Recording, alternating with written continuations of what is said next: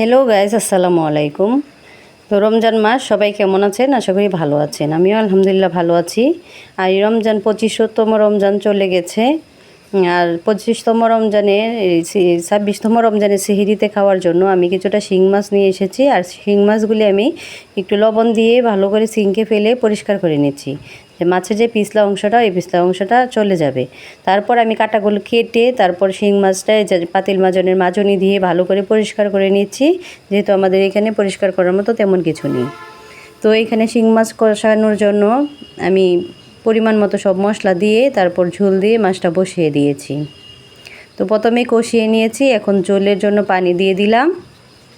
আর এই ঝোল, শিং মাছের ঝোলটা খেতে খুবই ভালো লাগে। যেহেতু রমজান মাস এত কিছু খাওয়া হয় না, তাই অল্প অল্প করে রান্না করি। তেমন বেশি খাওয়া হয় না, 2-3 সদস্য মানুষ আমরা মাত্র। তো এখানে কিছু কাঁচামরিচ ফালি করে দিয়ে দিলাম।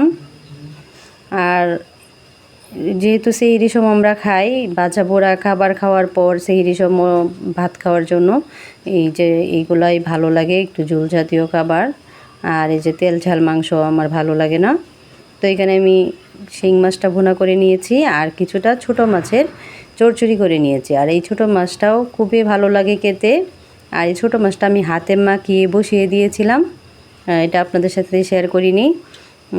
পেঁয়াজ কুচি, কাঁচামরিচ কুচি, কিছুটা তেল আর পরিমাণ মতো লবণ মশলা দিয়ে আমি হাতে মেখে পরিমাণ মতো ঝোল দিয়ে একদম বসিয়ে দিয়েছি। এটা চড়চড়ি হবে। আর এই চড়চড়ি দিয়ে ভাত খেতে খুবই ভালো লাগে। গরম ভাতের সাথে এই ছোটো মাছের চড়চড়িটা আমার অনেক বেশি পছন্দের। তো এই যে ঝোলটা আমি একদম শুকিয়ে নেব, ততক্ষণ আমি এটা রান্না করে নেব যতক্ষণ না এই ঝোলটা একদম লেগে লেগে আসে। তো আমার শিং মাছটার ফাইনাল লুক এখানে। আমার ভিডিওটি ভালো লাগলে অবশ্যই সাথে থাকবেন।